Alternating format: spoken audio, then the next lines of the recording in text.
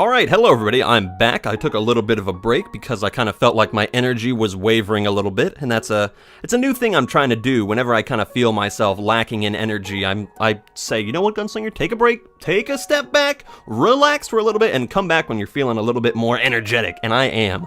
Mostly because I've made myself some tea today. That's right, some actual factual tea instead of the normal poison that I drink. Usually it's just a straight injection of cyanide. But today, on the other side of the spectrum, we have sweet cinnamon spice, an herbal infusion swirling with warm sweet cinnamon and spicy star anise, A-N-I-S-E, anise. So I'm drinking a whole bunch of star anise. Perfect, right up my alley, lovely. And I've also written down in the intermedium, the time before I recorded today, I've written down some stuff that we can talk about. I find it helps me focus a lot more if I write stuff down. Gives me more of a checklist kind of thing to go through, like, oh yeah, this is fun to talk about. Whether it's fun or not, that remains to be seen. But yes, we have, oh, joy of joys, the puzzles. Whee! Who doesn't love ice block puzzles? Not people that I'm friends with, I'll tell you that much. And I've already messed it up. Look at this. Look at it. Ah! Let's see if I can make all of these triangles. That would be a thing. If you're gonna... Oh, no. I was gonna say, if you're gonna mess up, you might as well mess up spectacularly, but I can't even do that right. But hey, at least we get to look at these wonderful snow creations. We've got, it's a snow papyrus. Gasp! Look at his muscles rippling in their snow-like glory. And then we have a lump of snow with the word Sans written on it in red marker. I'm glad they clarified what exactly it was written with. Red marker, everybody. He's not pissing blood. He's not writing his name in the snow like that. Sand? Can you even write your name with piss in the sand? Probably, but it'd probably be a lot more difficult. There's no color. It's the same color, presumably. Is your piss the same color as sand? We hope so. Now, does this mean that Papyrus here has filled in the snow of his scarf with the red marker? Did he like fill it in, line it, and do all that stuff? If so, that's some dedication, and I will praise you, sir. Let's see what to talk about today. Ah, perfect. Here's something very interesting that I have not told you all. Something that happened to me recently that is quite a little scary and more than just a touch frightening. So the other day, I was on my way to work. I was leaving my house. I normally park my car out on the street, and, oh yeah, that's how this is supposed to be going. That's right, that's right. Simple as pumpkin pie. Speaking of which, I'm recording this on Thanksgiving, and not to get distracted. I'm not getting distracted. I'm sidetracking here, but I'll go back to my first point about what happened with my car. When I was making my tea today, because, you know, I figure it's Thanksgiving, I might as well go a little bit more herbal. Why not? When I was making my tea, the actual string of the tea bag fell off. This is the worst thing that happened to anybody on today. I mean, really, just, I can't think of a single tragedy or a single group of people that might have had a problem with Thanksgiving greater than my problem that I've had with this tea bag string situation. It just infuriated me that I've been singled out like this. Not fair, I would say. Anyway, Sans scares the shit out of me, I just gotta say. Even back in the day when I was playing this through the first time, it scared me. But you thought I was getting distracted from that car story. No, this is the new evolved Gunslinger. I was going to work. What's up? I'm going to work. Going to work on you later. I'm gonna work you out, son, if you try to do anything to me. Big scary eyeballs. That's right, I forgot. Stop doing this! He's stopping time and going over places. Get out of here. Anyway, I'm finishing the story. I was walking out to my car, and all of a sudden, I look at my car, which is parked on the street, and some punks, well, I presume they're punks, maybe they're punkettes, some people, presumably, whether some entity had thrown pumpkins at my windshield in the dead of night. They were just cruising around with pumpkins and saw my car and said, you know what? Let's fuck up that asshole's car with these pumpkins. Completely destroyed the windshield. I had to get it replaced. Insurance wouldn't cover it. Sadness abound. It cost me about $300 to get fixed. it was a huge pain in the ass. But there's a lot of good stuff that came out of this story, surprisingly. Yes, I was a little mad at first, but then I thought to myself, you know, it's just random Halloween violence. I don't have any enemies that are still alive, so nobody should be causing me any problems. Sorry, just the thought of it kind of chokes me up again. When I went to work, I shared this story on my Facebook account, which I normally never do. I don't really social media because I get all of the social gratification that I could ever want from YouTube, you know? I get all of my shit out in the open through this medium. What are you saying? Say, are you following me? Yes. Yes, I am. Ooh.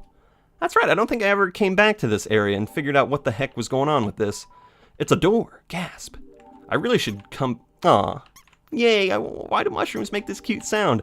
I should come back here later to figure out what the fuck is going on, because the door kind of looks like Toriel's door. It's a whole new thing that I've never seen. Maybe there's like a secret passage around here somewhere. Strikes me as something he would do. Putting a secret dark entrance. Anyway, remind me, go back to that cave. So anyway, I shared my pumpkin smashing story on the Facebooks, and some of my work coworkers, as if I would have any other kind of coworkers. Some of my coworkers saw it and said, "Oh my gosh, no, how could this happen? He had such a nice car." Not really, but they all like it. Little red car, beep beep. It's a teeny tiny little thing. If you want to know what kind, look up Toyota Yaris. Yaris. It's very yar. I like it. But some of my higher ups were on a retreat, like a vacation retreat, and they all pooled money together for me so that I could get my car repaired, and they actually gave me $288. And I was just flabbergasted. The fact that they still couldn't get together $12 more to fully cover it just enraged me. Just kidding. Or am I? Actually, to be honest, it should have only been about $284 to repair it, but I decided to get new windshield wipers because my old ones were broken. Well, not broken, but they were really old, and I said, why not? So my extravagances caused them to be a jerk, so really, who's the true villain of the piece here? I'll leave that up for you to decide. Oh, and I don't have to park my car out on the street because the place where I live in kind of like a community center, you know, thing. We all live together and take showers together collectively.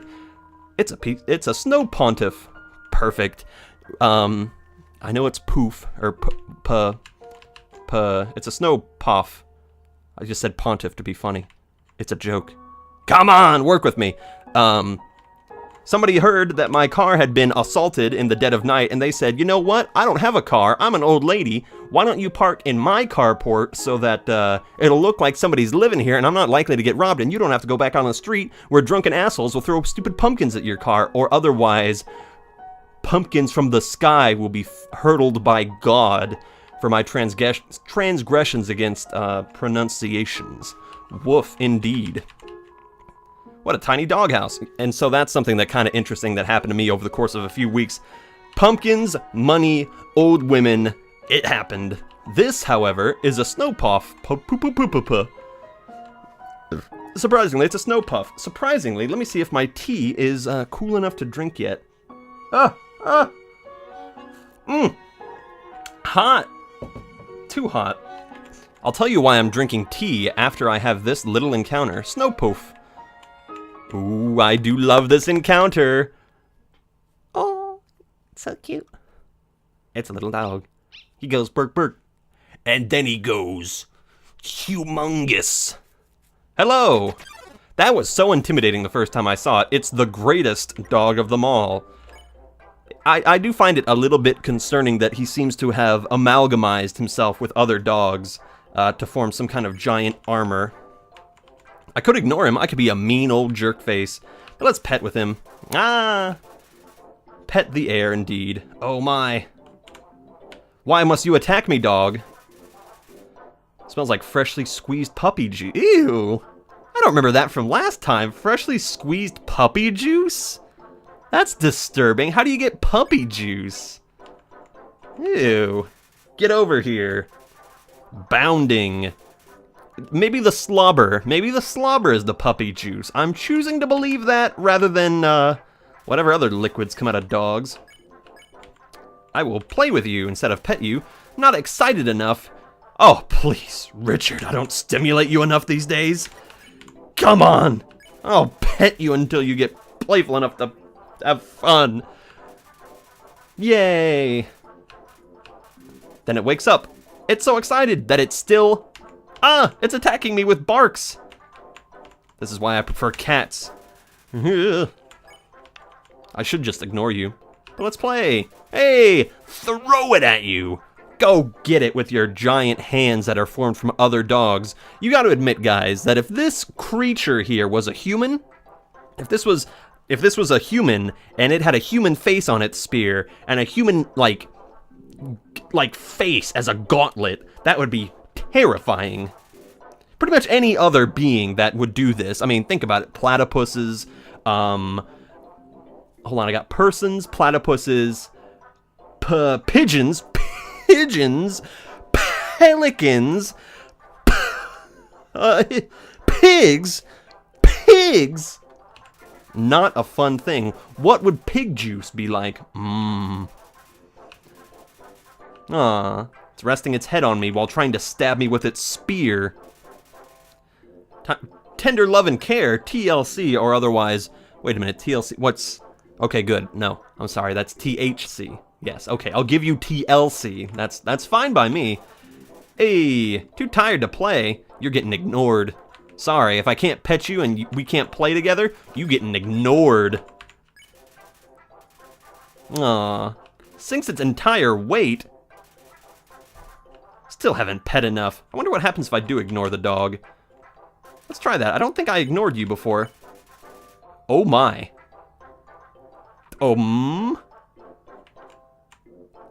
Okay. That's a little bit. Pet capacity is at 40%. Are you just gonna get further and further in my face, greater dog? This is actually very interesting. You see, this was something that I was gonna bring up. This is something I had written down. I felt like with my last recording that Undertale really needs more growth for me to be ingrained or to get back into it as much as I was the first time.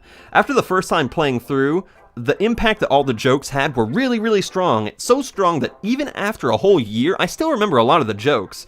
So going through them all, you know, the junior jumble, the spaghetti stuck to the table, all the Metanon stuff, all of that hits so hard that it makes such a good impact on your brain that when you play through it again, you kind of just are like, okay, like, because it was so memorable the first time, it almost feels like it's falling a little flat. And the fact that part of Undertale is falling flat is kind of like, no, like, it's Undertale, it's gotta be great. But I feel like that's a deliberate thing, that it's putting you through a lot of the same stuff, because the moments that aren't flat, that are new, surprise the shit out of you, because you're just like, oh no, I know what's going on with Undertale. I went through all of this. I know everything about Undertale. And then it hits you with something completely new, and you freak the fuck out, because you don't expect it. So it's brilliant. It's falling flat on purpose. Okay. I'm gonna ignore you again. Are you gonna kill me? I want to see where this goes, whether this goes good, bad, or otherwise. I'm not gonna kill you. I'm just going to ignore... What if I ignore this dog so much that it dies? Am I responsible? I did not harm you, dog. I gave you no harm. I was just neglectful.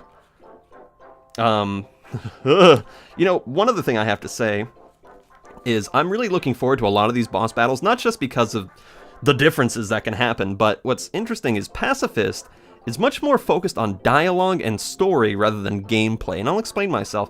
Basically, true Pacifist serves to give you everybody's story. When you were playing through it the first time, let's say you killed Papyrus like the evil bastard you are, you missed out on a lot of information with him. Or let's say you killed Undying like a justified, terrified child like I did.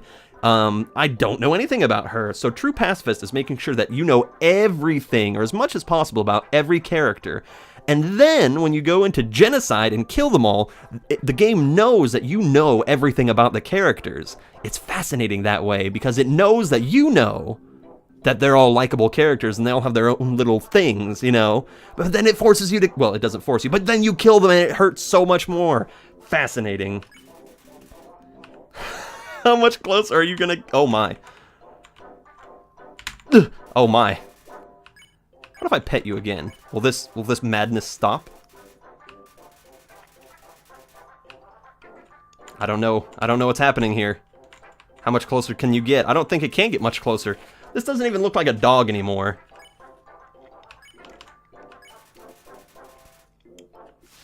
Oh! Oh! Oh! Okay. Fine. Oh. Abandonment issues come out yet again. The dog thought I was too boring and left. I'm not even interesting enough to kill? My god, this is every YouTuber's nightmare. I'm too boring to even be hated? No. Dog. How dare you play on my insecurities? Rude. Very rude. I don't know how to feel about that anymore. I hate you. I loved you and now I hate you. You will... Okay. Just take a sip of your scalding hot tea. It will sustain me. Ah, cinnamon was a mistake. I always should have gone with butterscotch. Why? I was trying to have some dissonance between the game and my real life by choosing cinnamon, but it was a mistake. Oh, God. What am I doing? Paper, help me. Talk about all that stuff later. Let's just roll with it. I'm in the emotional spectrum now. Hey, thank you for at least giving me some attention. That dog thought I was too boring. You love me, don't you, Papyrus Human? This is your final and most dangerous challenge. Behold the gauntlet of deadly terror. Uh-huh. There's that dog. I don't like these dogs anymore. They hate me and I hate them back. I will always hate them. When I say the word, it shall fully activate. Cannons will fire, spikes will swing, and no, I was moving my lips towards the B. Blades will slice. Each heart will swing violently up and down. Only the tiniest chance of victory will reign. Are you ready? Because I am about to do it. Well, you know, there's a little old expression called do it or don't, and you better don't. I like that cannon. I do enjoy that cannon, and that fire sprite is fantastic. You know, I'm gonna give, I've written down some accents here that I have alternatives to some of the characters here. Let's see. I'm gonna go with, I could go with the Harvester and or Dr. Claw accent, but that one's a little bit hard on my throat. I'll give it a shot really quick. Oh, I'm getting something. Ah, stupid advertisement emails. By the way, in case you want to know, it's an advertisement for girls' underpants. Yes, that's the kind of stuff you get when you're in a relationship, especially if you're lesbians. Goodness! Well, what's the hold up? Hold up. What hold up? Hold up. No, focus. I have to activate it now. I should try to do the Dr. Claw voice while also not moving my lips. That, doesn't look very activated. Well, this challenge, it seems, way too easy to defeat the human with. Yes, yeah, we can't use this one. I am a skeleton with... I said with my lips. I am a skeleton with standards. My puzzles are very fair, and my traps are expertly cooked. What this method is too direct. No class at all. Anyway, away it goes. Away! Away! Phew. What are you looking at? This was another decisive victory. Iris.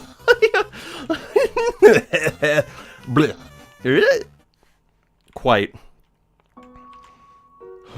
Goodness. These skeletons will be the death of me.